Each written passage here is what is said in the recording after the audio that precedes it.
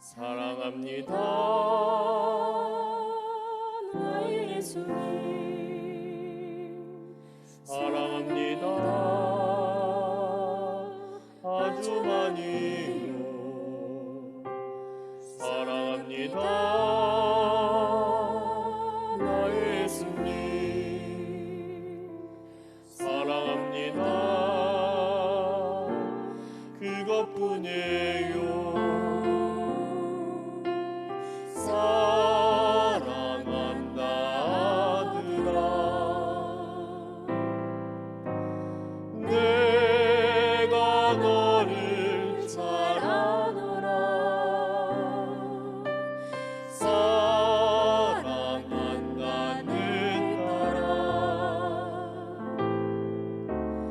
내게 축복 더하노라.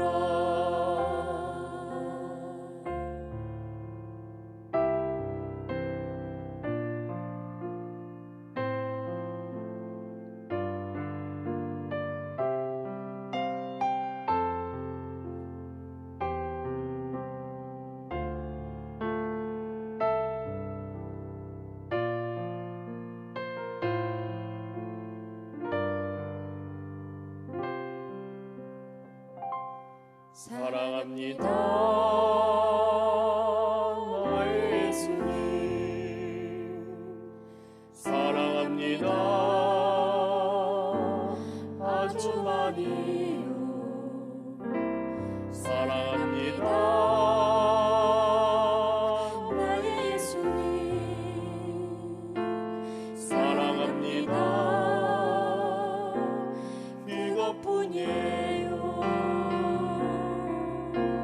사랑합니다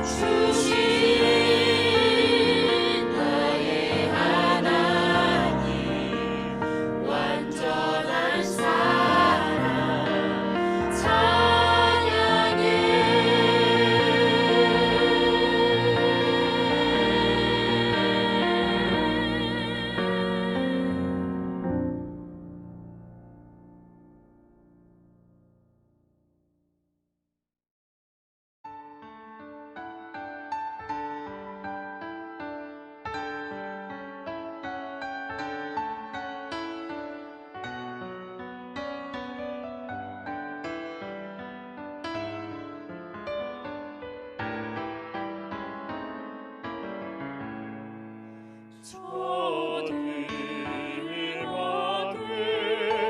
한밤 중에 영틈에 전하옵자니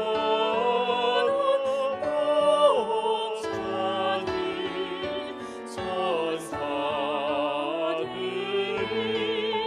전하여 전하신 소식 들었네. 노예 노예 노예 노예 이스라엘 왕이 나셨네. 소돔왕에 날아가가 이상한 빛을 비추어 이 땅 위에 그 영광이 나타날 징조 보였네. 노예 노예 노예 노예 이스라엘 왕이 나셨네. 그 화면이 베들레헴 향하여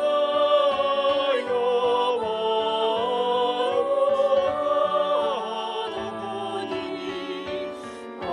아기의 주 누우신지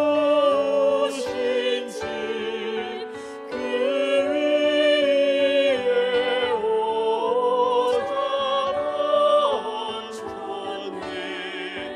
노예 노예 노예 노예 이스라엘 왕이 나셨네. 소돔왕의 박사들이 새아기 보고 전하고 그 봄에 헛다여로서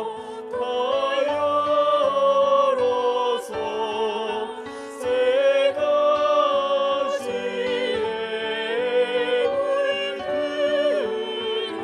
물들였네. 노예 노예 노예 노예 이스라엘 왕이 나셨네.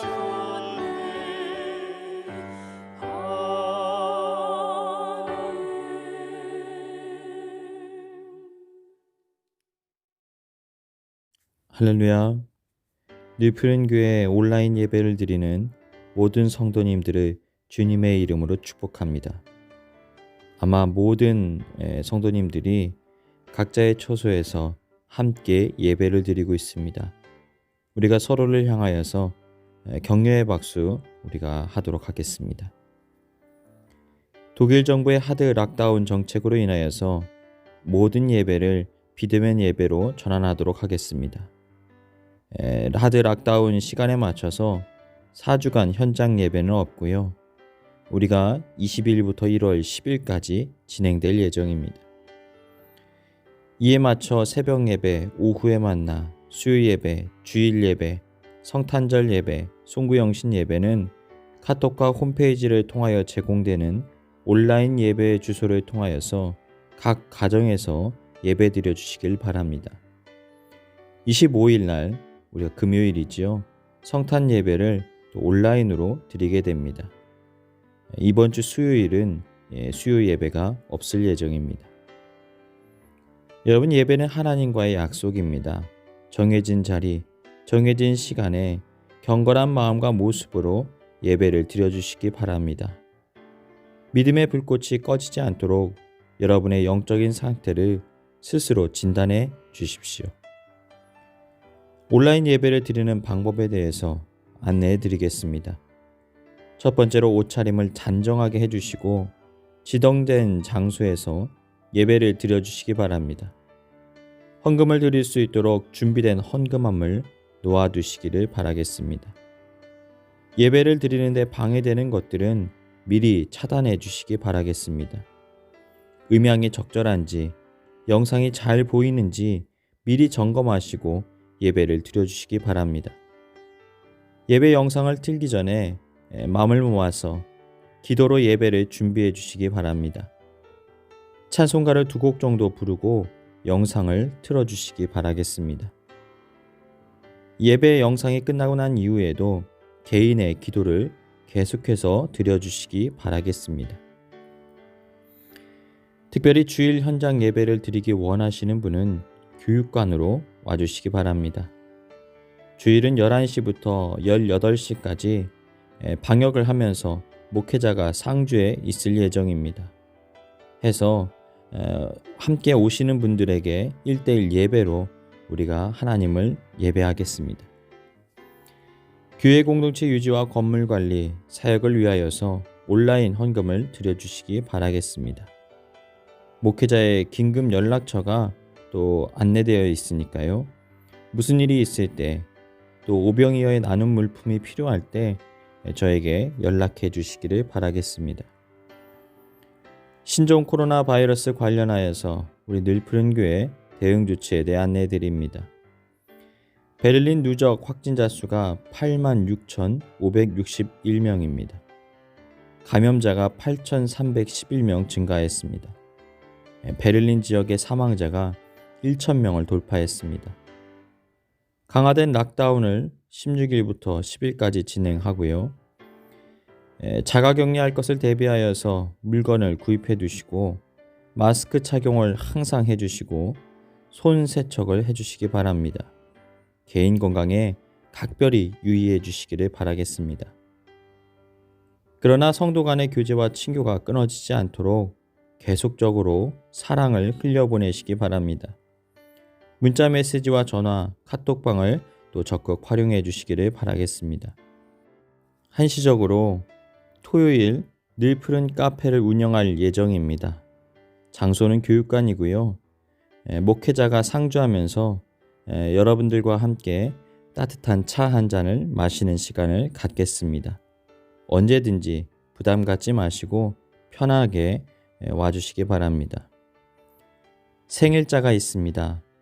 이재흥, 오이삭, 우리 김미숙 권사님 생일을 진심으로 축하드립니다. 이 시간 교회에 주신 공동의 기도 제목을 가지고 다 같이 기도하시겠습니다.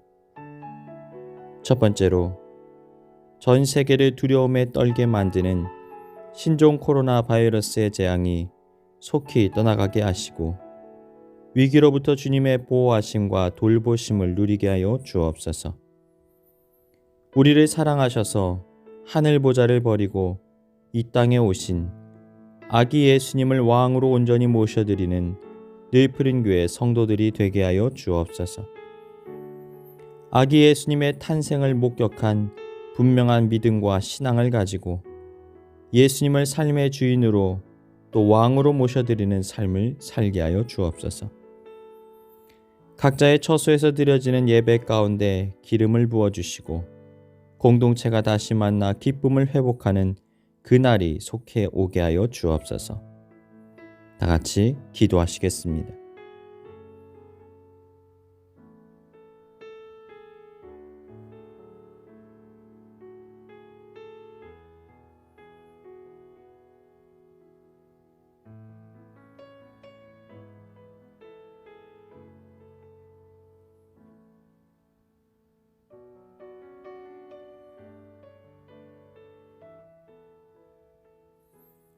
예수님의 이름으로 기도합니다.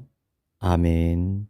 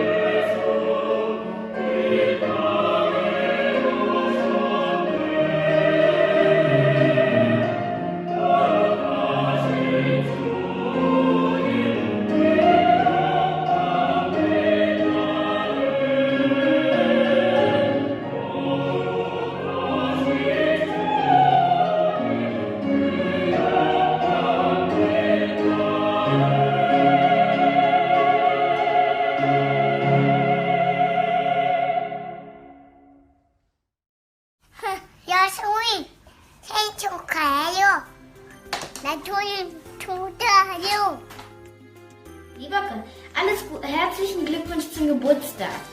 Ich wünsche Ihnen heute ein ganz tolles Weihnachtsfest und einen ganz tollen Geburtstag. Ich wünsche mir aber auch, dass wir dieses Jahr ganz toll Weihnachten feiern können in allen Ländern. Zum Beispiel wie in Frankreich oder Paris. Und dass wir alle nicht so wie mit Maske rumlaufen müssen, dass dieses Jahr Corona vorbeigehen könnte. Von Chio. Tschüss, lieber Gott. Hallo lieber Gott, ich wünsche alles Gute zum Geburtstag. Ich wünsche, dass alle einen schönen Weihnachten feiern können. Und dass alle in Frankreich und in Korea und Griechenland feiern können Weihnachten. Cisco.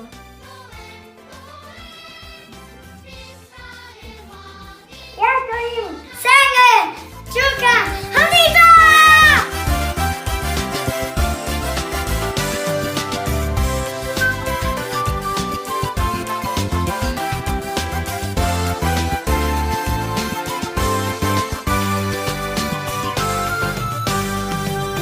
한 별이 베들레헴 향하여 마루 가더니 아기 예수 누구신지 그 위에 오자 멈춰네.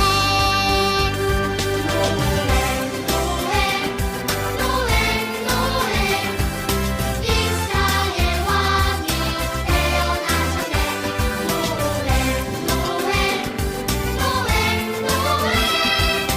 이스라엘 왕이 태어나셨네. 저 동방의 박사들이 새아기 보고 절하고 그 무대가 다 열어서 세 가지의 물 흘렸네.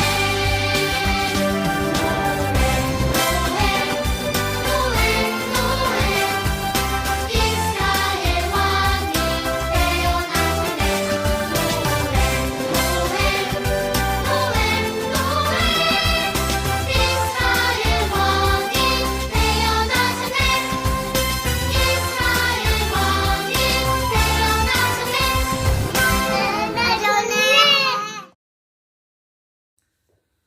오늘 우리에게 주신 하나님 말씀은 요한복음 1장 9절부터 14절까지의 말씀입니다. 요한복음 1장 9절부터 14절까지의 말씀. 참빛 곧 세상에 와서 각 사람에게 비추는 빛이 있었나니 그가 세상에 계셨으며 세상은 그로 말미암아 지은 바 되었으되 세상이 그를 알지 못하였고 자기 땅에 오매 자기 백성이 영접하지 아니하였으나 영접하는 자 곧 그 이름을 믿는 자들에게는 하나님의 자녀가 되는 권세를 주셨으니 이는 혈통으로나 육정으로나 사람의 뜻으로 나지 아니하고 오직 하나님께로부터 난 자들이니라. 말씀이 육신이 되어 우리 가운데 거하심에 우리가 그의 영광을 보니 아버지의 독생자의 영광이요 은혜와 진리가 충만하더라. 아멘. 오늘 말씀의 제목은 당신은 어떤 부류의 목격자입니까? 라는 제목으로 하나님 말씀을 나누겠습니다.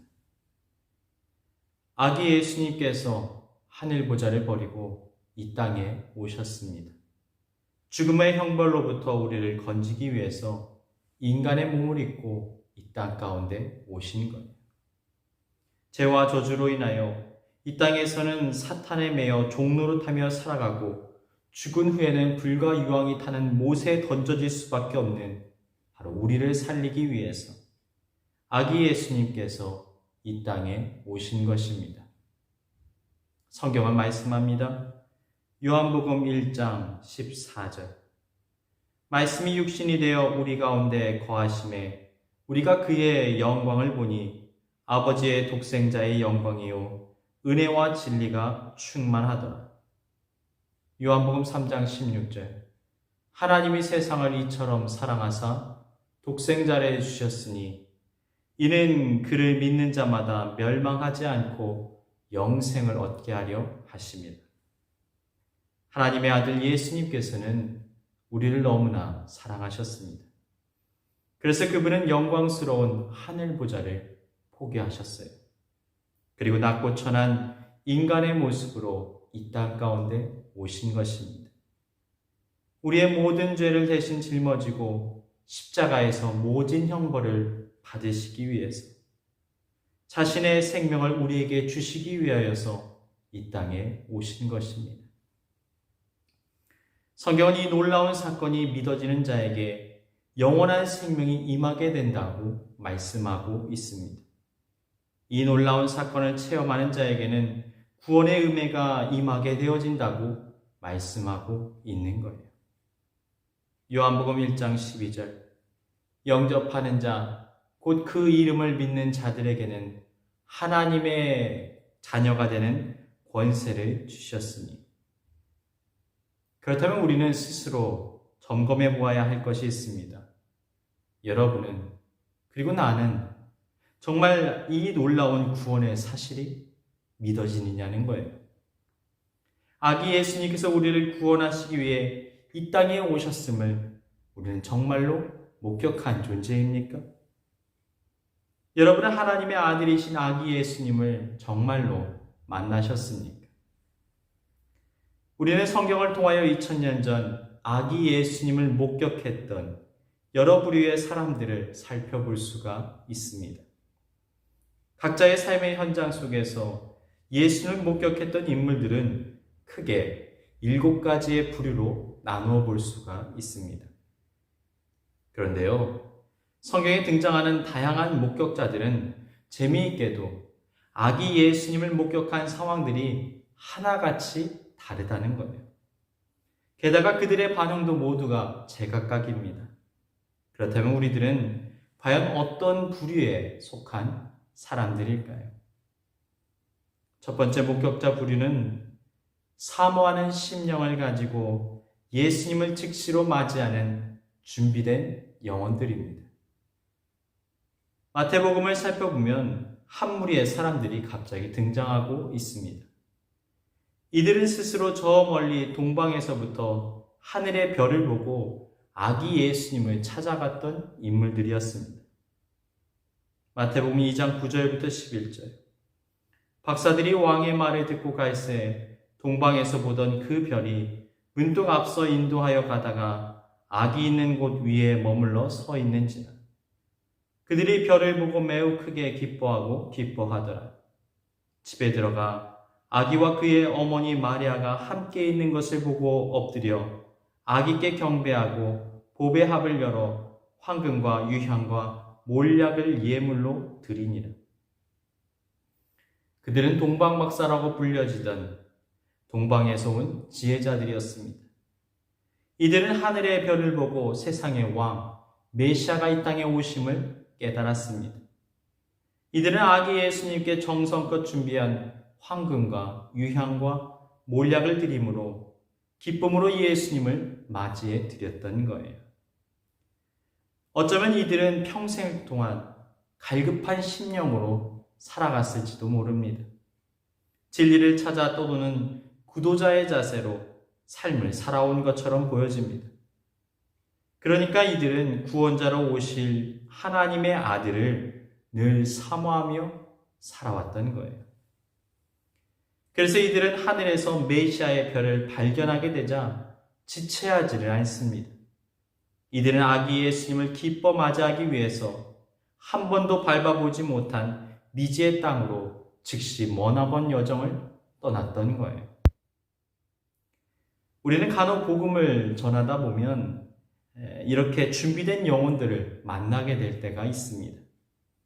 과거에 한국에서 사역을 할 때 이러한 영혼들을 자주 만나고 깜짝 놀랄 때가 많이 있었습니다. 나는 과연 무엇을 위해 살아가는가? 근본적인 삶의 목적에 대한 질문을 가지고 매일을 살아가요.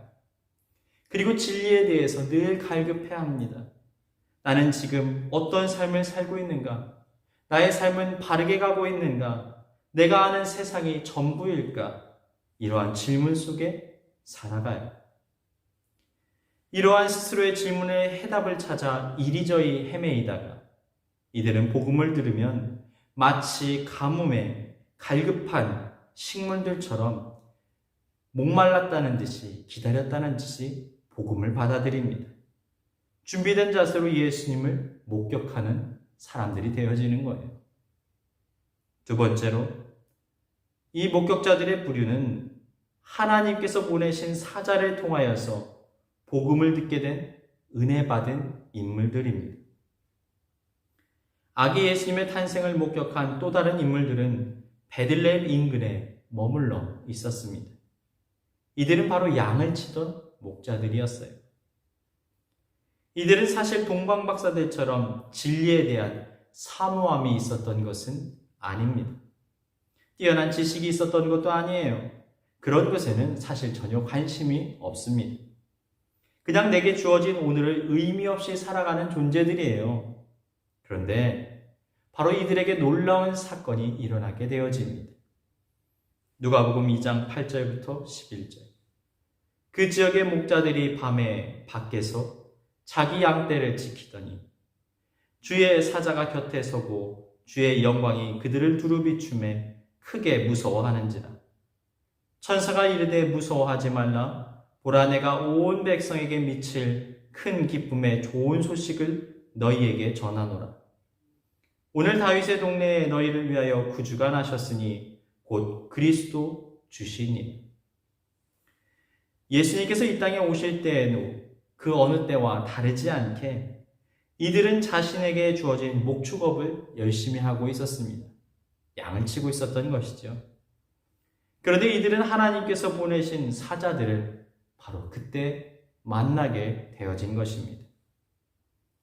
천사들은 양을 치던 목자들에게 온 세상을 구원할 메시아 그리스도께서 베들레헴 동네에 나셨다라는 기쁨의 소식을 전하게 되어졌습니다. 이 복음의 소식을 듣는 순간 목자들의 영적인 눈이 갑자기 열려지게 되어진 거예요. 그래서 이들은 천사가 일러준 대로 가서 구유에 놓인 아기를 경외함으로 맞아들이게 되었던 것입니다.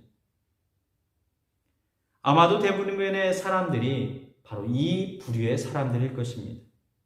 지난달 예수님에 대하여 전혀 알지 못했지만 하나님께서 보내신 어떤 사자의 계시로 인하여서 어두웠던 눈이 갑자기 뜨여지게 되었던 것이죠.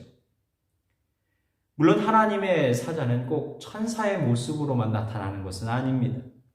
다양한 우리 주변의 모습으로 나타납니다. 부모나 자녀, 형제, 가족의 모습으로 나타납니다. 또 친구의 모습으로, 이웃의 모습으로, 직장 동료의 모습으로, 선후배의 모습으로, 도움을 주고받는 모습으로, 주인과 고객의 모습으로 나타나기도 합니다. 간호사와 환자의 모습으로도, 우연히 마주친 전도자의 모습으로도, 격려와 안부와 문자의 메시지를 담아서, 심지어는 군대에서 초코파이로도, 교회에서 대접하는 한 끼의 식사나 선물로도 천사가 보내지는 거예요. 이렇게 보내진 하나님의 사자를 통하여서 우리는 복음을 듣고 예수님을 목격하게 되어지는 것입니다.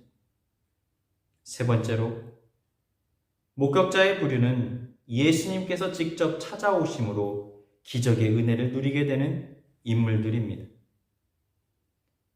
여러분, 이러한 사람들은 아주 특별한 경우의 사람들입니다. 성경에서는 이렇게 직접적인 계시를 경험했던 인물들을 바로 어머니 마리아와 아버지 요셉으로 표현하고 있습니다. 메시아로 이 땅에 오신 예수님께서는 정혼한 이들 부부를 특별히 선택하셨습니다. 그래서 이 가정 가운데 도무지 설명이 어려운 기적과 같은 방식으로 임재하셨던 거예요. 성령으로 잉태되어서 이 땅에 나신 것입니다. 사실 이들에게는 선택할 여지가 전혀 없었습니다. 하나님께서는 그들을 특별히 택하시고 직접적으로 자신을 계시하셨던 거예요. 누가복음 1장 30절부터 31절. 천사가 이르되 마리아여 두려워하지 말라. 내가 하나님께 은혜를 입었느니라. 보라 내가 잉태하여 아들을 낳으리니 그 이름을 예수라 하라. 성경을 살펴보면 이러한 특별한 부르심의 은혜를 경험했던 인물들을 또 우리가 발견할 수가 있습니다. 특히 사도 바울이 이러했습니다. 그는 그리스도의 사랑이 자신을 강권하신다고 고백합니다. 여러분, 사도 바울이 어떻게 주님을 만나게 되었습니까? 사도행전 9장 1절부터 5절. 사울이 주의 제자들에 대하여 여전히 위협과 살기가 등등하여 대제사장에게 가서 다메섹 여러 회당에 가져갈 공문을 청하니 이는 만일 그 도를 따르는 사람을 만나면 남녀를 막론하고 결박하여 예루살렘으로 잡아오려 함이라.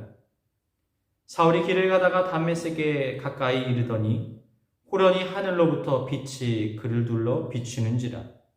땅에 엎드려져 들음에 소리가 있어 이르시되 사울아 사울아 내가 어찌하여 나를 핍박하느냐 하시거늘 대답하되 주여 누구시나이까? 이르시되 나는 내가 박해하는 예수라. 어떤 이들은 환상을 통하여서 예수님을 만나기도 합니다. 또 어떤 이들은 죽음의 고비를 넘기며 하나님의 부르심을 경험하기도 해요. 그러나 여러분, 착각해서는 안 됩니다. 하나님께서 특별한 방식으로 그를 택하셨다고 해서 그에게 대단한 자격이 있는 것은 사실 아니에요. 다만 하나님의 뜻과 섭리 안에서 자격 없는 자에게 일방적으로 은혜를 부어주시고 또 그를 통하여 이루실 뜻이 있기에 이러한 역사를 보이시는 것입니다. 네 번째로, 목격자의 부류는 또 아기 예수님께서 메시아이심을 만인들 앞에 증명하는 사명을 받은 존재들입니다. 이러한 사명을 받은 인물들은 제사장 시몬과 선지자 안나, 그리고 마리아의 친척이었던 침례 요한의 어머니 엘리사벳입니다. 이들은 아기 예수님께서 메시아 되심을 증명하는 사명을 받았던 인물들이에요. 엘리사벳은 두려워하던 처녀 마리아에게 뱃속의 아이가 바로 메시아이심을 확신해주는 그런 은혜의 통로로 쓰임을 받게 되었습니다. 누가복음 1장 34절부터 37절. 마리아가 천사에게 말하되 나는 남자를 알지 못하니 어찌 이 일이 있으리이까? 천사가 대답하여 이르되 성령이 내게 임하시고 지극히 높으신 이의 능력이 너를 덮으시리니 이러므로 나실 바 거룩한 이는 하나님의 아들이라 일컬어지리라. 보라 내 친족 엘리사벳도 늙어서 아들을 배었느니라.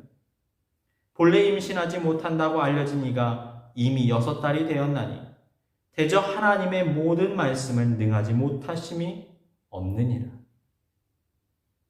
누가복음 1장 41절부터 43절. 엘리사벳인 마리아가 문안함을 들으매 아이가 복중에서 뛰노는지라.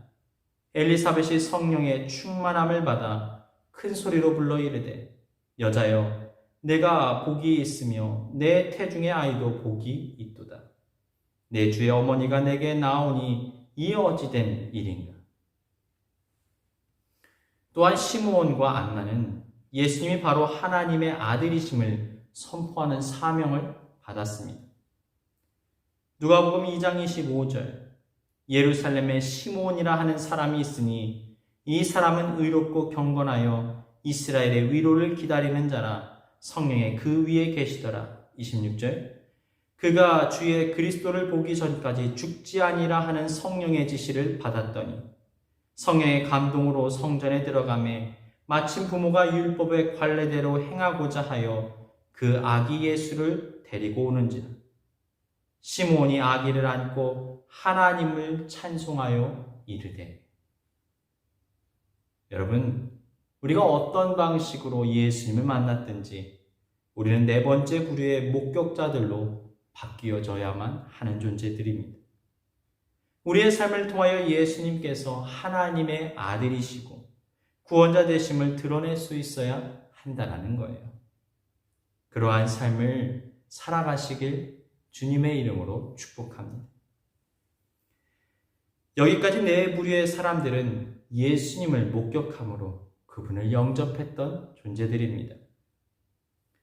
요한복음 1장 12절 말씀에 속해 있는 자들이지요. 영접하는 자, 곧 그 이름을 믿는 자들에게는 하나님의 자녀가 되는 권세를 주셨습니다. 예수님을 영접함으로 하나님의 자녀로 이 땅을 살아가는 저와 여러분의 삶이 되시기를 주님의 이름으로 축복합니다. 그런데 여러분, 아기 예수님을 목격했던 모두가 예수님을 받아들이게 되었던 것은 사실 아닙니다. 성경은 또 이렇게 말씀하고 있습니다. 요한복음 1장 10절부터 11절. 그가 세상에 계셨으며 세상은 그로 말미암아 지은 바 되었으되 세상이 그를 알지 못하였고 자기 땅에 오매 자기 백성이 영접하지 아니하였으나. 그러니까 예수님을 목격했던 인물 중에는 예수님 맞이하기를 거부하고 인정하지 않던 인물들이 존재했다라는 거예요. 다섯 번째 목격자의 부류 중에는 왕으로 오신 예수님 앞에 복종하기를 원치 않으므로 예수님을 거부하는 존재가 있었습니다. 당시 유대 지역을 통치하던 헤롯 왕은 동방 박사들로부터 왕으로 오신 예수님에 대하여 듣게 되었습니다. 그런데 그는 예수님을 왕으로 모셔드리기를 원하지 않았어요. 아마도 자신의 왕위를 빼앗기게 될 것을 두려워했던 것으로 보여집니다. 마태복음 2장 1절부터 3절. 헤롯 왕 때에 예수께서 유대 베들레헴에서 나심에 동방으로부터 박사들이 예루살렘에 이르러 말하되 유대인의 왕으로 나신 이가 어디 계시냐? 우리가 동방에서 그의 별을 보고 그에게 경배하러 왔노라 하시니. 헤롯 왕이 온 이스라엘이 듣고 소동한지라. 그는 예수님의 나심을 경계하고 예수님을 대적합니다. 결국 그는 군대를 동원하여서 베들레헴 인근에 2살 아래의 산의 아이들을 모두 죽이도록 명령해버려요. 복음을 거부하기 위해서 그가 잔인해지고 더욱 악해졌던 것입니다. 마태복음 2장 16절. 이에 헤롯이 박사들에게 속은 줄 알고 심히 노하여 사람을 보내어 베들레헴과 그 모든 지경 안에 있는 산의 아이를 박사들에게 자세히 알아본 그때를 기준하여 2살부터 그 아래로 다 죽이니. 우리가 예수님을 알고도 믿지 못하는 이유가 무엇일까요? 내가 내 삶의 왕이라는 사실을 포기하고 싶지 않은 거예요. 내 삶의 주체가 나라는 것을 내려놓기를 원치 않는 것입니다. 예수님께서 우리의 인생의 왕이고 주인 되심을 사실 인정하고 싶지 않은 거예요. 문제는 이러한 사람들은 예수님께서 사랑으로 그의 삶에 간섭하시고 개입하실 때마다 더 강하게 대응합니다. 더 부정적으로 응수합니다. 예수 믿는 사람들을 더 아프고 힘들게 만들어요. 주님의 몸된 교회를 판단하고 비난하기도 합니다. 그래서 자신은 교회와 어울리지 않는 존재라고 스스로 여겨버립니다. 그런데 여러분 기억하십시오. 그리스도인은 어떤 존재입니까? 내 자아가 죽은 존재들입니다. 그리고 주님을 왕으로 모셔드리고 그분의 뜻대로 그분의 말씀을 쫓아 순종하는 삶을 살아가는 자들입니다. 갈라디아서 2장 20절. 내가 그리스도와 함께 십자가에 못 박혔나니 그런즉 이제는 내가 사는 것이 아니요 오직 내 안에 그리스도께서 사시는 것이라. 이제 내가 육체 가운데 사는 것은 나를 사랑하사 나를 위하여 자기 자신을 버리신 하나님의 아들을 믿는 믿음 안에서 사는 것이라. 사랑하는 여러분, 이제는 나의 인생의 보좌에서 내려오십시오. 그리고 이제는 예수님께 나의 삶을 내어드리는 온전한 삶을 살아가시길 축복합니다. 여섯 번째 목격자의 부류에는 예수님에 대하여 너무나 잘 알고 있지만 관망하면서 적당한 자세를 취하는 존재들이 있었습니다. 사실 그들은 예수님의 오심을 누구보다도 분명하게 알고 있었습니다. 그리고 그들은 목격했어요. 그러나 예수님을 받아들이지 않는 존재들이 있었습니다. 헤롯 왕은 대제사장과 서기관들에게 메시아 예언에 관한 자문을 구합니다. 그러자 이들은 구약 성서에 나타난 메시아 예언의 말씀을 헤롯에게 정확하게 풀이해 주었습니다. 마태복음 2장 4절부터 6절. 왕이 모든 대제사장들과 백성의 서기관들을 모아 그리스도가 어디서 나겠느냐고 물으니 이르되 유대 베들레헴이오니 이는 선지자로 이렇게 기록된 바 또 유대 땅 베들레헴아 너는 유대 고을 중에 가장 작지 아니하도다. 내게서 한 다스리는 자가 나와서 내 백성 이스라엘의 목자가 되리라 하였습니다. 그들은 미가서의 예언을 근거로 메시아가 베들레헴에서 나실 것까지 해석해 내었습니다. 그런데 이들은 더 이상 예수님의 탄생을 축하하거나 동참하지는 않아요. 그들은 성경을 지식적으로 아는 데에만 그쳐버린 것입니다. 그리고 이들은 예수님과 적당한 태도를 유지합니다. 예수님을 환영하지도 않고 그렇다고 부정하지도 않아요. 미온적인 태도로 적당한 관계를 유지하면서 관망적으로 바라봅니다.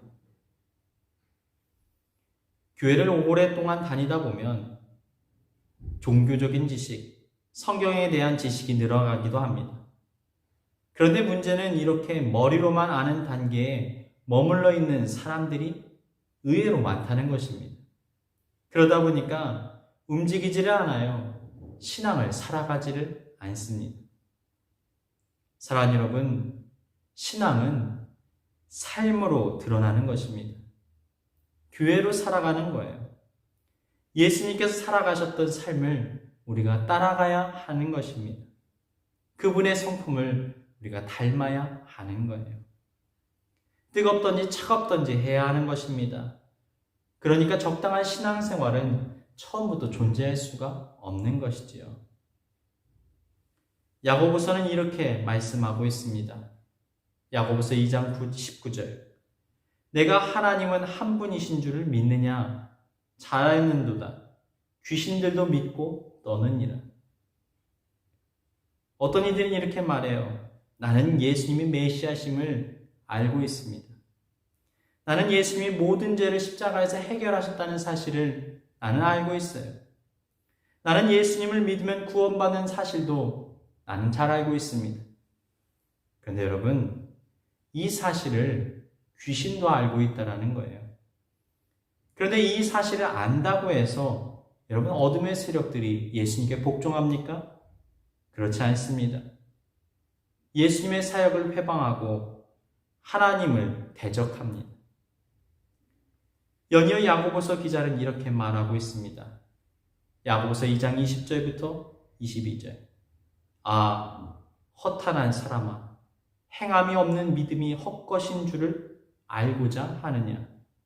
우리 조상 아브라함이 그 아들 이삭을 제단에 바칠 때에 행함으로 의롭다 하심을 받은 것이 아니냐?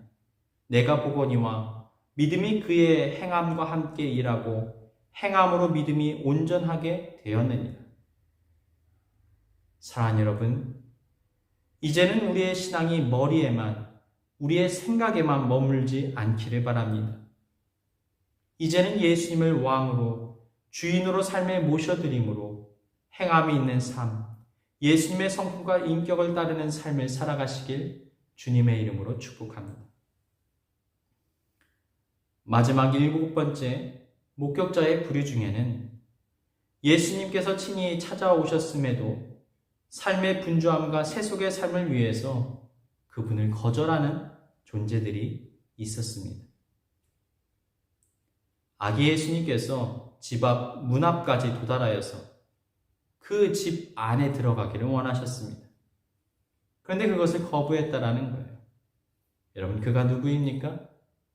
바로 여관 주인입니다. 누가복음 2장 7절. 첫 아들을 낳아 강보에 싸서 구유에 누웠으니 이는 여관에 있을 곳이 없음이러라. 당시 황제의 명에 의해서 호적을 등록하기 위해 많은 사람들이 베들레헴 지역으로 몰려들었습니다. 이미 다른 사람들로 방이 꽉 차 있었기 때문에 여관 주인은 곧 출생하게 될 아기 예수님을 문 밖에서 쫓아내 버렸던 것이지요. 여관이 가득 차고 넘치는 엄청난 호황으로 인하여서 예수님에게는 관심조차 가지지 못했습니다. 눈코 뜰 새 없이 바쁘고 분주함으로 인하여서 곧 나실 메시아에게는 신경 쓸 겨를이 없었던 거예요.